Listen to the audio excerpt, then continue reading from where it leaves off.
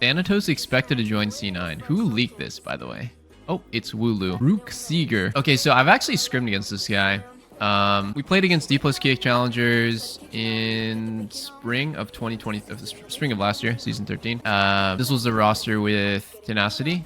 So it was Tenacity, Closer, Bjergsen, me, and Vizio. And he was really, really good. He definitely stood out. Like, not only does his name sound like Thanos, but he plays like Thanos. Like, he was pretty much 1v5 on his team a lot of the time. The jungler only helps him. Maybe that's a bad thing, but you could also think like the jungler only helps him because it's like the way that they win because he's their best player. And I think people have been bidding this guy up for the last couple of years. I've been hearing a lot of GMs talking about him. Anyways, he's set to join C9. You guys probably have no idea, you know, anything about him, but he's just a hard carry top player. If this is true, allegedly, he's replacing Fudge, but you know what's actually kind of crazy is like Fudge, I don't know, Fudge is definitely, he didn't stand out to me as like a problem for C9 this split compared to anyone else. Like I would say like compared to anyone else, it's not like Fudge was having a super off split and everyone else was playing amazing. It's like everyone's having an off split. But like I said in the Mythy thing, I think like when you're in that situation, something needs to change. And he's just, maybe the players on his team feel differently, or like, yeah, you just have like the feeling of, oh, we need to do something different. Fudge constantly played top so required attention and then played to go even. I don't know. I sometimes feel like Fudge is playing on the same level as Impact. Sometimes Impact is on a level of his own. But like, I'm not like a huge Fudge meat rider, but I'm actually kind of the opposite. Like sometimes I've criticized him a lot, but I don't think he's like bad at all. I think he's actually very good. He's been a top player for a pretty long time. He has his off splits. This is one of them. Yeah, I think Thanatos might be insane. That's all I'm gonna say. I think Thanatos might be insane, and his name is too good.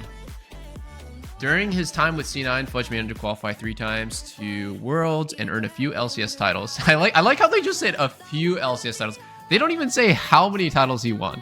It's just a few, a handful of them, between 1 and 10. However, despite a decent 3rd place finish this split with C9, however, despite a decent 3rd split finish this spring split. They wrote this terribly. 3rd place finish this spring split. Let me do some quick nerd grammatical and, you know, English professor corrections. Cloud9 has failed to meet some expectations. Understatement of the year. Cloud9 has completely bombed. Like, they fucking had a meltdown. Compared to expectations, I mean, 3rd place, not even making MSI, let alone not winning LCS, is such a crazy underperformance. I mean, people basically said that C9 had already won the split, but when the offseason was announced. You think that C9 is a better option than K-Corp? Let me think about this. C9 pays, yeah, C9 might pay more than K-Corp, but I think that K-Corp would be better for his career in terms of a couple things. The level of competition that he'll play against in EU for top is a lot better. And just generally, the teams in EU are a lot better.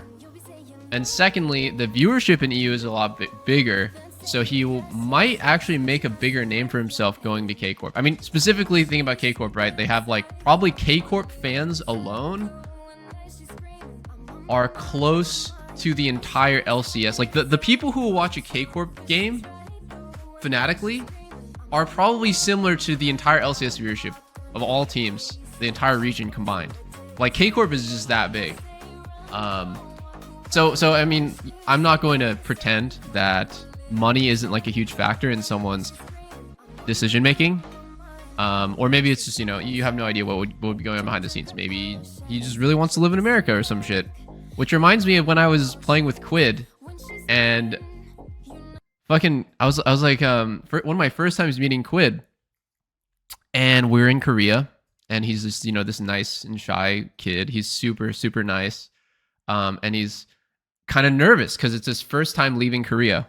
He's like, I don't even know. He might have been 18 last year or 17. I'm not sure, but he had never left Korea before. And he asked me, he pulled up Google Translate and he showed me, have you ever heard? And then he showed me his phone, and on Google Translate, it was the word gunshot.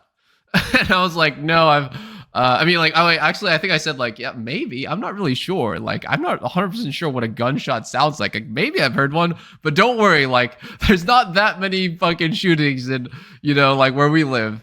We live in LA, we live in America. Like, I get it, but it's not like people are getting gunned down in the streets like every day I'm walking around.